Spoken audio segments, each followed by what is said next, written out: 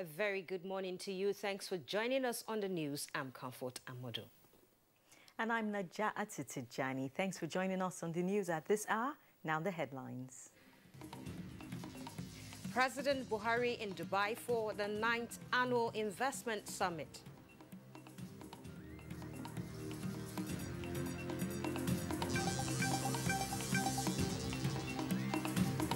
Vice President Osinbajo at Rwanda Genocide Anniversary warns leaders against inciting statements.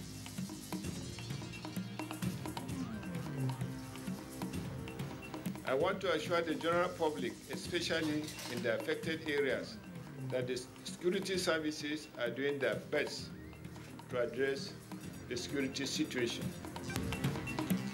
Federal government suspends mining activities in Zamfara state as military sustains onslaught on bandits.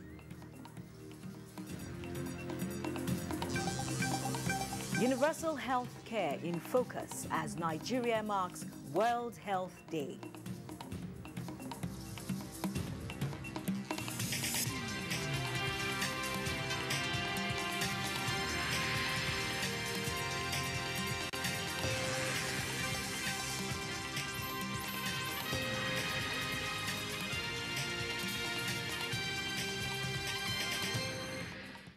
Thanks for joining us on the news on the network service of the NTA. And now President Muhammadu Buhari is in Dubai, United Arab Emirates for the 9th edition of the Annual Investment Summit beginning from today. State House correspondent Adamu Sambo reports that the president is there on the invitation of the Vice President, Prime Minister and ruler of the Emirate of Dubai, Sheikh Mohammed Al Maktoum.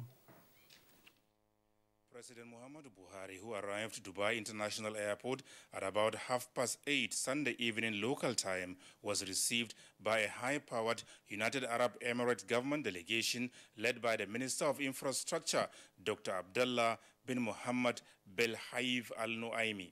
Also on the welcoming party were the UAE ambassador to Nigeria and his Nigerian counterpart in Abu Dhabi, the Minister of Foreign Affairs, the National Security Advisor, and other senior government officials. During the visit, the Nigerian leader is expected to deliver a keynote address at the investment summit under the theme Mapping the Future of Foreign Direct Investment, Enriching World Economies Through Digital Globalization.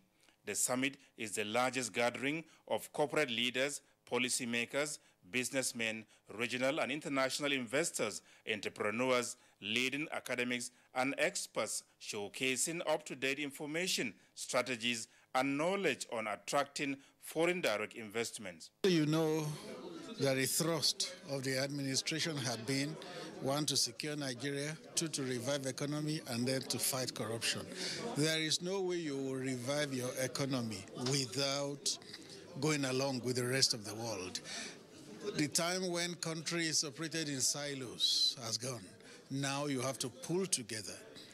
And the president has been invited to present a keynote address, after which there will be so many bilateral meetings. There are going to be about 120 countries represented at this investment summit. So it's a vital opportunity for Nigeria to tell the world what it has done, particularly with our economy and with security, because you can't talk of investment without a secure environment, and to also talk about the anti-corruption war, because you know that Nigeria and UAE has an affinity. A lot of businesses and investment flow from Nigeria to here and vice versa. So it's an opportunity to open Nigeria to the rest of the world. President Muhammadu Buhari, who was earlier in Jordan, where he addressed the World Economic Forum, is being accompanied on the visit by Governor Muhammad Badaru Abubakar of Jigawa State. From Dubai, United Arab Emirates, Adamu Sambo, NTA News. Many thanks, Adamu Sambo. And Vice President Yemi Osinbajo has called on political and religious leaders to avoid making inciting statements that can lead to destructive actions. Indeed, this was when he joined other world leaders and dignitaries at the ceremony marking the 25th national commemoration of genocide against the Tutsi in Kigali, Rwanda. State House correspondent Jide Onifade reports. The story of the genocide that took place in Rwanda in April 1994 has been told in various forms.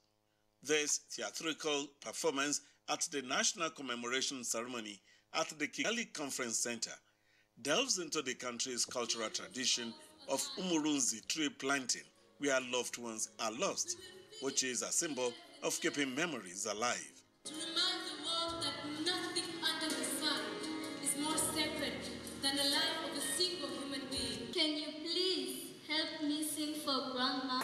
This history will not repeat. That is our firm commitment. Not only the government and people of Rwanda are making this commitment of keeping the peace, countries around the world are also committing to this, with some still bearing the burden of allowing the 1994 genocide to ever take place. Just as in Africa and elsewhere, time can never erase the darkest hours in our history. In moments like this, we are called upon to reflect on our collective consciousness and individual commitments to nurture peace and understanding. The wounds for Rwanda are very deep indeed, and they're still healing. At 25 years on, you can still feel the pain. You can still hear in their speeches, in their voices, in their experiences, that this is still a very deep wound. I pray that we will never experience such a thing and experience such a thing anywhere again in Africa. But it depends again on leadership. Vice President Yemi Osinbajo also attended the wreath-laying ceremony with many other dignitaries, amongst them former President Olusegun Obasanjo, paying similar honor at the Kigali Genocide Memorial. Now, the government of Rwanda may have provided the balm that healed the wounds from the genocide, but the scars still remain. And this is to remind the people of the need to remain in peace. From Kigali, Rwanda, Studio Onifate, NTA News. And correspondent Adebola Brookslyn Sunday was in Rwanda recently with Nigerian delegates from the northeastern Nigeria, and he takes a look at the lessons Nigeria can learn from the Rwandan crisis. It was in the early hours of April 7, 1994, that the ethnic tensions ruptured into genocide. The incident led to the loss of lives of about 1 million people in a country of estimated 9 million people in about 100 days. Men and children killed, women raped, and some were burnt to death. Worship places were not safe. Nigerian delegates, mostly from the northeast states of Adamawa, Borno, and Yobe, were taken through the 28 stages of the memorial. Both of them were the key in this hatred propaganda. Hatred, nepotism, sectionalism, and discrimination were some of the factors that led to the genocide as listed by the tour guide. As a sign of respect, the head of the civil service of the Federation, Winifred Oyoita, supported by the delegates, laid a wreath and observed a minute's silence. This Kigali Memorial was built in 1999 and was officially opened in 2004. Here, there are 250,000 people buried, a place for remembrance and learning. After genocide, as being survivor, Serge Rigwemba is a visitors engagement officer of the center. He said most of his relatives who were victims were buried here. Talking about hatred between Hutu and the Tutsi that was forged by colonial power and reinforced by the government. First, after genocide, you get a new government, a good one, that promoted peace. And it created an atmosphere where everyone feels equal. For him, it was a bad experience that they don't wish their enemies. Even for themselves, it was quite too emotional to deal with because they were carrying that shame from the families, from the parents. So the lesson I took is that whatever you do, there is a risk of being held accountable. Serge said his job at the center, though not easy, helped him to bury the past. Being a born-again Christian, I would say that God helped me to move to that step.